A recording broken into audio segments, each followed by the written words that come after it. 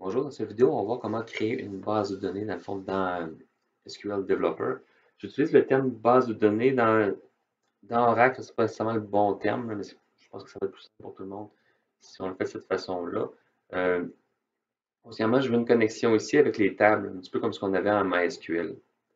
C'est un petit peu différent en Oracle parce qu'il faut comme créer un utilisateur et après ça, lui donner des privilèges, puis lui, l'utilisateur, il y a des tables en dessous, comme vous avez là. Dans le fond, j'ai fait système. J'ai les tables qui sont les tables du système de Oracle. Nous, ce qu'on va vouloir faire, c'est faire un petit projet de CRM, Client Relationship Management, gestion de la relation client. Euh, Ce qu'on va faire, c'est qu'on va se créer, dans le fond, un utilisateur. Là, je suis connecté, si vous voyez en haut ici, je suis connecté comme système DBA. Dans le fond, ma connexion ici que j'ai pris, j'aurais pu prendre l'autre. Système, il y a moins de pouvoir, moins de privilège, c'est le terme que je cherchais. Good. Ça ici, create user, on le nomme ici CRM pour Client Relationship Management, identified by le mot de passe qu'on va lui donner. Vous pouvez prendre le même mot de passe partout. C'est une mauvaise pratique, mais dans le cours, il ne faut vraiment pas perdre nos mots de passe, puis ça va simplifier le tout. Mais normalement, chacun des comptes devrait avoir un mot de passe différent. Un peu comme vos comptes en ligne. Là, ici. Le problème, c'est que si je trouve le mot de passe d'un compte, j'ai le mot de passe de tous les comptes. Donc, nous, on ne s'en fera pas avec ça. On va y aller ici, Create User CRM Identified by le mot de passe XE. Je lance ceci. Donc, mon utilisateur est créé. On voit que j'ai fait des tests tout à l'heure. Ici. Ensuite de ça, je vais lui donner des privilèges. Je vais lui permettre de se connecter, accès à certaines ressources et le rôle DBA acquis à CRM. Je fais ça comme ça. J'ai travaillé, c'est terminé. À partir de ce moment-là, je vais pouvoir me créer une nouvelle connexion. C'est le petit plus ici. New connection. CRM, juste pour le retrouver. CRM, le username. Le mot de passe, c'est XE. Ici, le hostname 0.0.0.0. Service name XEPDB1. Normalement, ça devrait être la même chose pour vous. Je peux tester, voir si ça fonctionne. J'ai success ici. C'est correct. Je vais faire connect. Et j'ai ici la base de données. Comme je vous dis, c'est un peu bizarre en Oracle, c'est comme on crée un utilisateur, puis cet utilisateur-là a des tables et différents trucs qui sont associés. On a déjà une partie du travail de fait. Maintenant, il va falloir, dans le fond, garnir un petit peu notre base de données. On va créer des tables. Ce qu'on va vouloir faire, en fait, c'est un système qui nous permet de gérer des factures comme ça ici. Un CRM, c'est plus gros que ça habituellement, mais nous, on va se limiter à ça. Ici, on a une entité facture.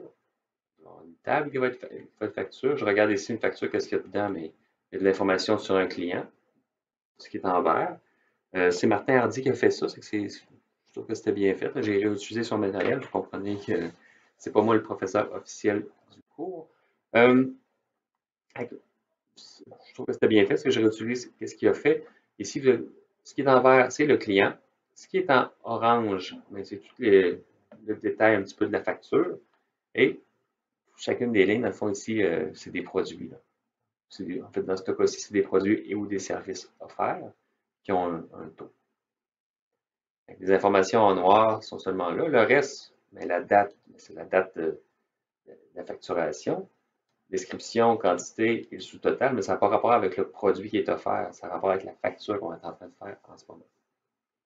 Donc, on voit qu'il y a quelques entités qu'il va falloir créer. On va les créer, dans le fond, avec les instructions DDL que vous avez vues en session 2. Data Definition Language, dans le fond, Create Table et compagnie. On va y aller. Et voici le code de notre première table, qui est la table client. Ça, vous connaissez ça, Create Table ici, on va créer, dans le fond, crm.client, un ID qui est un numéro généré comme une identité qui va partir de 1 et qui va augmenter de 1 à chaque fois. C'est votre auto-increment ici.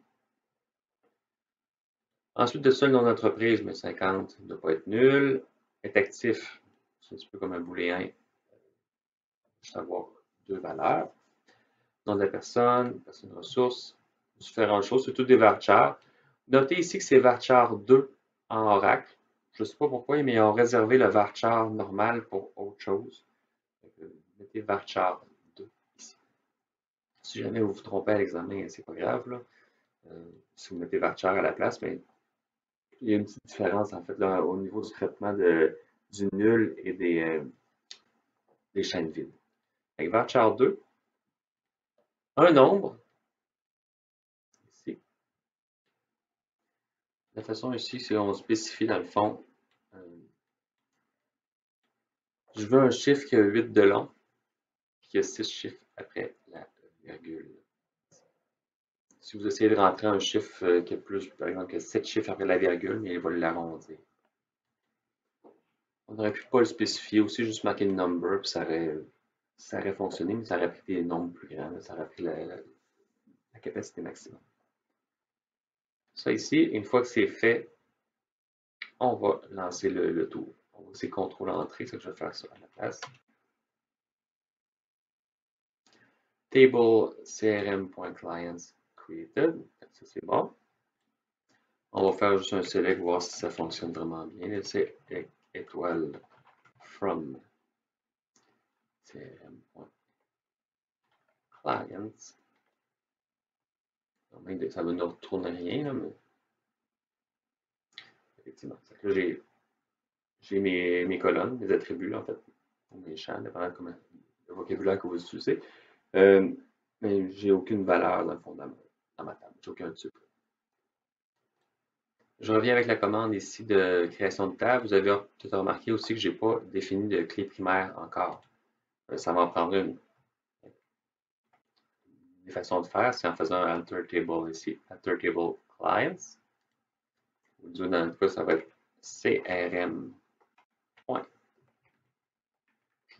Ajouter une contrainte qui va s'appeler client underscore primary key, PK, primary key. Et ce qu'on veut, c'est sur l'ID. Je vais lancer ça ici. Parfait. De celle-là, modifier le tout. C'est important de suivre une nomenclature là, quand vous allez commencer à créer des contraintes. Je pense que vous l'avez fait en session 2 là, avec, c'est Mathieu qui vous a donné le cours, je ne me souviens pas exactement. Mais il faut être assez rigoureux. Juste, un, ben, c'est plus facile à trouver. Puis deux, on n'est pas obligé de se poser la question à chaque fois, mais comment je devrais l'appeler?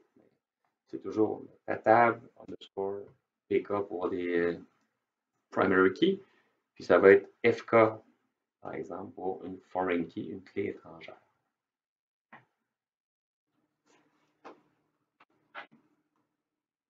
Je me suis rajouté des données ici. Je vais vous les fournir aussi. Là. Ça fait partie de l'exercice qu'on aura à faire. Je vous montre quelque chose, dans le fond, select étoile. Là, j'ai enlevé le CRM, dans le fond, c'était superflu de rajouter tout le temps CRM à chaque fois parce que je suis dans le schéma CRM. Par défaut, c'est la base de données qu'on utilise ici. Ici, différentes informations que j'ai rentrées. Ce que je voulais montrer ici, c'est faire une commande que peut-être que vous ne connaissez pas, qui est Trunket. Trunket, client ici.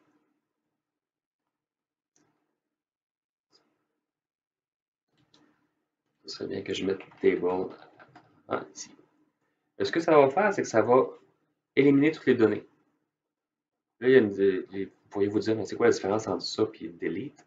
Trunket, c'est que ça va faire en sorte que même s'il y a des triggers, des gâchettes, ce qu'on va voir plus tard dans la session, ils ne seront pas lancés. C'est ça qui est vraiment le plus efficace en termes de temps, mais c'est vraiment plus quand on est en train de jouer dans la base de données et on veut nettoyer le tout.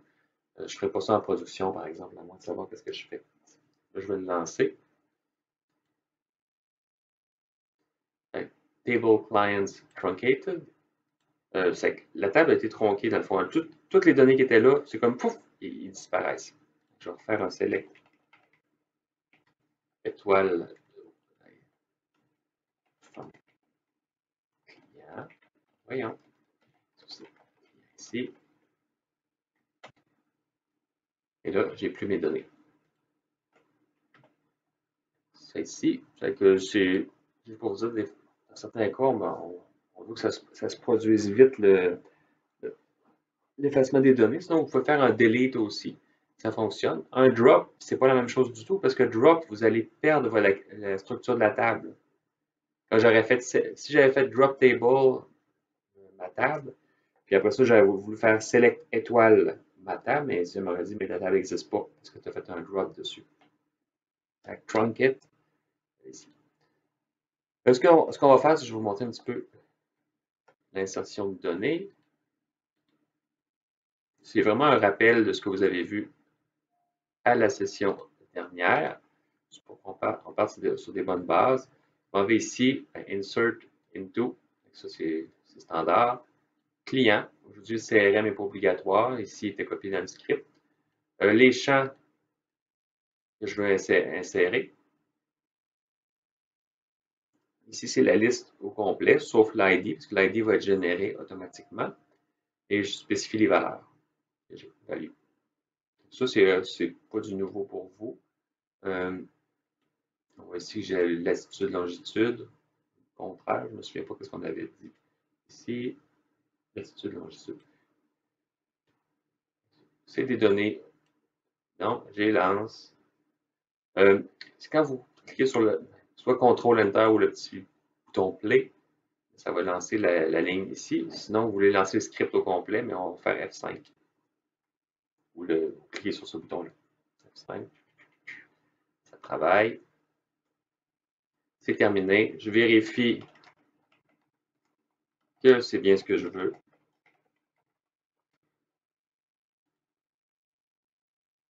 Ouf, ça fonctionne. Ça, c'est rien de nouveau pour vous. Je vous dirais qu'est-ce qui est nouveau à date dans Oracle, c'est comment créer une table, pas une table, excuse-moi, une base de données en utilisant justement je reviens ici, là. Oups, je vais faire de CTRL Z. On crée un utilisateur. Moi, j'avais créé l'utilisateur CRM, puis après ça, je lui donnais des droits, des privilèges. Ça, c'est différent de MySQL. Le select, c'est la même chose parce que le langage SQL, c'est un langage qui est normé, là, une spécification, en fait. Je ne me souviens pas exactement c'est quoi le nom de cette spécification-là, mais MySQL le respecte, Oracle le respecte, SQL Server, SQL Server de Microsoft le respecte aussi. C'est sûr que dans tout ça, il va y avoir des différences de façon de faire les choses, mais grossièrement, un select, c'est un select.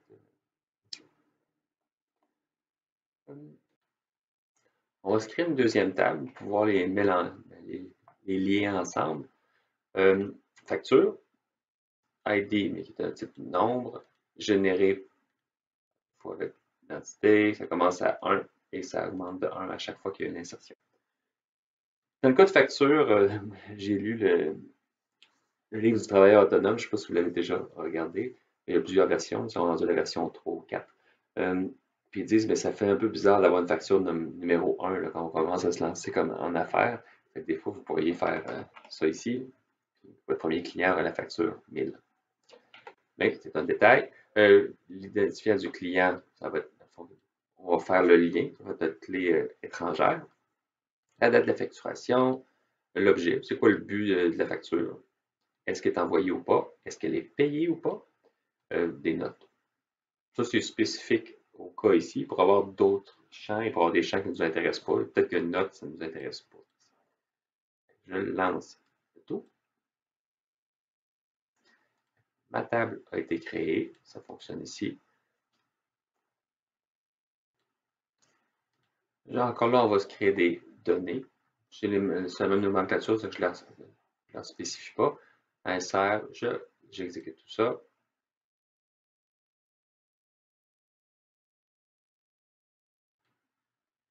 Maintenant, j'ai deux tables, elles ne sont pas liées ensemble. On va aller vérifier en fait tout ça. Ce que j'ai fait ici, c'est View Data Modeler Browser. Ça va vous faire apparaître la petite chose qui est en bas ici. Vous avez Design Relational Models, parce que nous, on est en modèle relationnel. Bouton droit de la souris. New Relational Model. J'ai déjà fait un. Non, ok.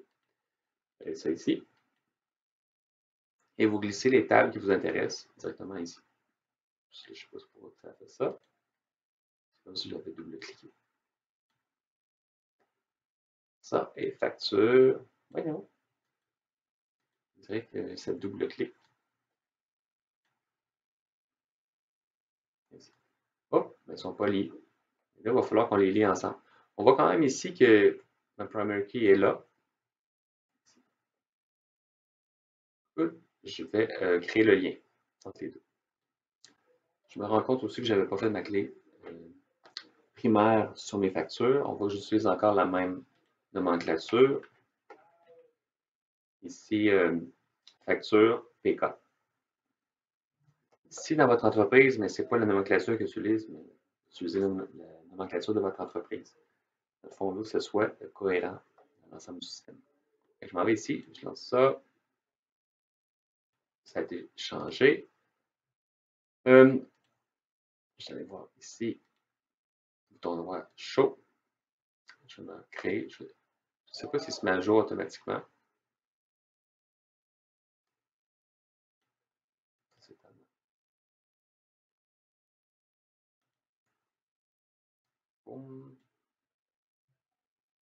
Maintenant, ici, on a ça. Je vais essayer de créer le lien. Je vais juste voir si visuellement, peut-être qu'il faut que je le referme et que je rouvre le diagramme. Là, il nous reste à faire, dans le fond, la clé, le lien entre les deux tables. On va avoir une foreign key. On fait ça de cette manière-ci. Je modifie la table qui s'appelle facture. Je lui rajoute une contrainte qui s'appelle FK1. Pourquoi le 1? Parce que je pourrais avoir plusieurs contraintes foreign key sur cette table-là. Je m'en vais ici, je enlève ça. Foreign key, ça va être sur le client qui va référencer la table client. Avec ici, ce qu'on a, excusez-moi, il y a quelqu'un qui a cogné à la porte. Foreign key, ici, c'est le champ de la table qui nous intéresse, la table facture. Il va référencer quoi? Il va référencer la table client et le champ ID de cette table-là. J'y vais plutôt. Ici, oh, on va avoir un petit quelque chose. C'est un petit peu tannant. Ils ont l'air à pas vouloir que je crée la relation s'il y a déjà des enfants en fait qui existent. S'il y a déjà des. Ce que j'ai fait, c'est que j'ai fait un truncate de ma table facture. Il a fallu que je fasse mon lien avant et que j'importe mes données après. C'est différent dans MySQL, mais ça, on peut faire dans l'autre qu'on veut. L'important, c'est que la contrainte soit respectée. Là. Que je n'avais pas d'ID dans le client, dans la facture qui est référencé des clients qui n'existent pas. Là, ça a l'air d'être plus restrictif. Et je vais réimporter mes données. Bon, mais je viens de trouver la problématique. Ça n'a pas rapport à ce que je vous disais tout à l'heure, désolé. Je disais dans le fond qu'on ne peut pas créer le lien après que les données soient importées. C'est juste que mes données en ce moment, si vous regardez mon ID, commence à 63.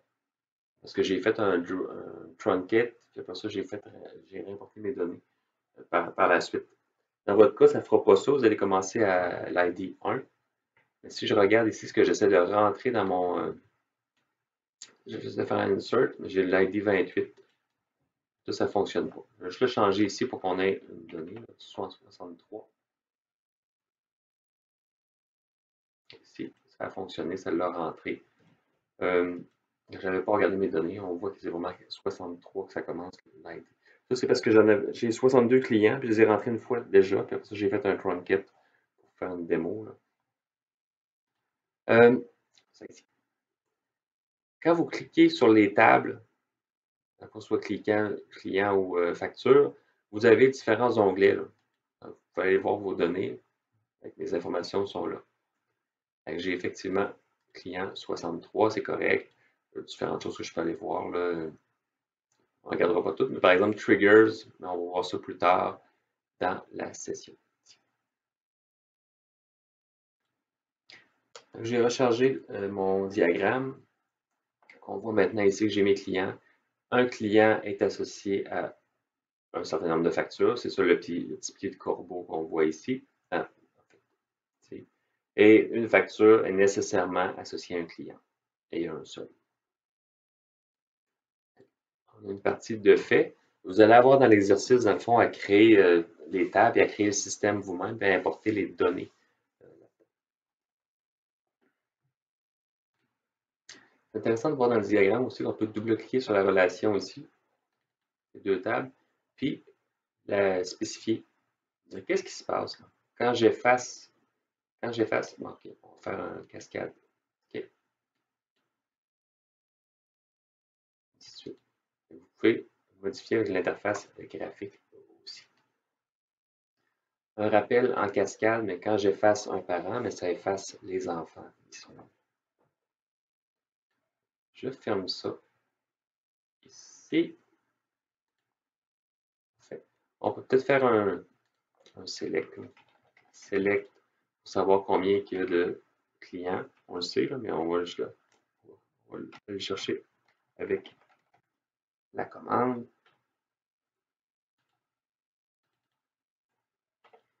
Ici,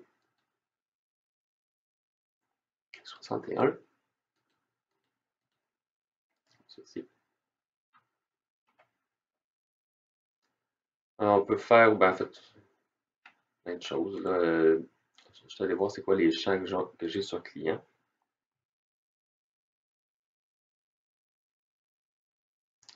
Je veux les clients actifs. Je l'ai ici, c'est select nom de l'entreprise from client where est actif égale 1. Si vous voulez l'autocomplete, vous faites comme en Visual Studio, là, contrôle avec l'espace, ça va vous le remplir automatiquement. Aussi, il y a plusieurs choix, mais ça va vous donner le choix ici. Good. Ça, c'est un des gros avantages d'utiliser quelque chose comme SQL Developer. C'est la ligne de commande. Moi, j'aime bien ça pour certaines choses, mais par exemple, pour se promener dans une base de données, je trouve que ça va mieux une interface graphique. Mais c'est important de connaître les commandes pareil. Là, le select, que vous le faisiez en ligne de commande ou directement dans ça ici, c'est le même select. Le insert, le select, le update et le delete, c'est des exemples de Data Manipulation Language, le DML, que vous avez vu en session 2 aussi. J'ai mis la référence en ligne, une référence en anglais, malheureusement. J'ai mis aussi un cheat sheet sur, cheat sheet en anglais. C'est pas vraiment pour tricher, mais c'est plus un genre de napperon qui donne l'information rapidement sur les différentes commandes qu'il y a dans Oracle. Un petit rappel, un CRUD, c'est crude en anglais. C pour create data, R pour read data, U pour update data et D pour delete data. C'est notre fameux, dans le fond, insert, select, update et delete. Insert qui fait la création. Je ne sais pas si vous l'avez vu ça en session 2, mais c'est en fait dans votre cours de base de données. C'est possible aussi de mettre des commentaires sur des tables pour nous aider, dans le fond, un futur vous, là, un futur moi, ou vos collègues. Ici, j'ajoute commentaire sur la table. On se souvient, on n'est pas obligé de mettre CRM. Facture is, je mets le commentaire. Table qui gère les informations génériques de chaque facture, objet, date, facturation, etc. Ça permet de donner de l'information dans le schéma au lieu d'avoir de la documentation à part du schéma qui ferait la même chose. Je vais faire ça ici. Avec le commentaire a été créé. On peut aussi faire la même chose sur une colonne. Dans le fond, si ce n'est pas clair qu'est-ce qu'une colonne fait dans une table, on peut faire la même chose. Je m'en vais ici, je rajoute comment on column. Donc, on va ajouter que le CRM n'est pas obligatoire, facultatif. Facture.objet is or. En fait, même ici, je m'en vais, je le lance. Dans le fond, sur la table facture, l'objet. Si j'avais le CRM, là, ça aurait dit, dans le fond, la base de données CRM, point, la table facture, point, l'objet. Pour l'instant, c'est la table facture, mais dans le futur, on n'aura pas juste des tables. Jusqu'à maintenant, avec dans votre autre cours de BD, mais vous aviez grossièrement les objets que vous manipuliez, c'était des tables. On va voir d'autres choses plus tard. Vous allez voir des index, des vues, différents trucs. Je fais ici. Oups. Ça fait 2 fois que je fais l'erreur. Si vous sélectionnez quelque chose, vous faites play, mais c'est juste ça ici que ça va exécuter. Juste ne pas sélectionner rien et cliquer ici. Le commentaire a été créé. Et on peut trouver ces deux informations-là. On va aller, dans le fond, je vais cliquer sur facture, c'est là que je les ai ajoutées. On voit maintenant qu'ici dans Comments, il y a ça. Et le commentaire que je viens de faire sur la ligne objet, dans le fond, le champ objet. Et je m'en vais dans Details. Je descends jusqu'en bas et vous voyez ces commentaires, tab qui gère les informations génériques de chaque facture objet. Sans les commentaires, ça va fonctionner. C'est juste une bonne pratique d'en avoir quand c'est pas clair nécessairement qu'est-ce que quelque chose fait.